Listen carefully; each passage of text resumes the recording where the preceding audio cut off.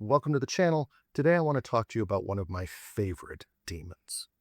Some of you may know that my first book was on the life of St. Margaret in medieval England. Like many saints' lives, the lives of Margaret of Antioch are swarming with the demonic. She's accosted by a dragon in her cell that attempts to swallow her, a black demon out of the life of St. Anthony that divulges secret information, and the pagan prefect Olybrius, whom I've argued in my book, Margaret's Monsters, is associated with the demons in her prison cell and vilified populations throughout the medieval world.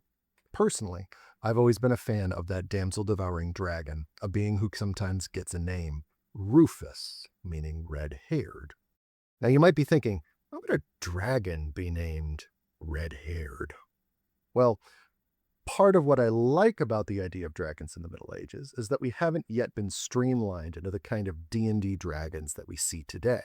We get all sorts of dragons, from the familiarly serpentine to the seeming unicorn-like, to perhaps something reminiscent of a kind of dog. Consider one of the descriptions of Rufus that we get in Latin. Behold, suddenly from the corner of the prison came a horrible dragon, completely gilded with various colors of hair and with a golden beard. Its teeth were like the sharpest iron, its eyes shone like a flame of fire, and it blew flame and smoke from its nostrils, and its tongue was panting over its neck, and it seemed as if a two-edged sword was in its hands. For it was terrible, and made a stench in the prison from the same fire which issued from its mouth. And St. Margaret became as pale as grass, and the fear of death came upon her, and all her bones were shattered.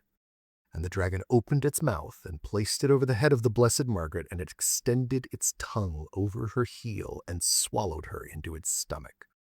But Christ's cross, which the Blessed Margaret had made over herself, expanded in the mouth of the dragon and split it in two parts.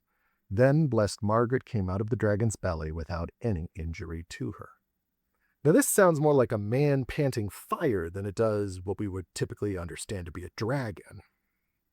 Now, this imagery is also important to those who venerated Margaret. While this imagery is captivating in and of itself, we're probably also seeing some possible reasons for Margaret becoming associated with aiding pregnant women. The idea that Margaret leaves the dragon's belly, in Latin that's utero, whence we derive the term uterus, may have reflected the desire for women to emerge from the birthing process without any injury as well. I also discuss in the book the sexual imagery used in the figure of the dragon and its association with the prefect Olybrius, and the tantalizing possibility that Margaret need not be martyred in the end of her narrative. But I think maybe the reason that I like Rufus so much is that he's a reminder to me of one of the most important things I learned about demons. You see, demons are never just demons. Their cultural anxieties, fears, hatreds, sociopolitical positions, all sort of loosely constructed around bodies. They represent what Christians saw as the things that were the most unlike themselves. And in reading those characteristics, we can sometimes find out what people most wanted to be. And that is just as true today as it was 1,000 years ago.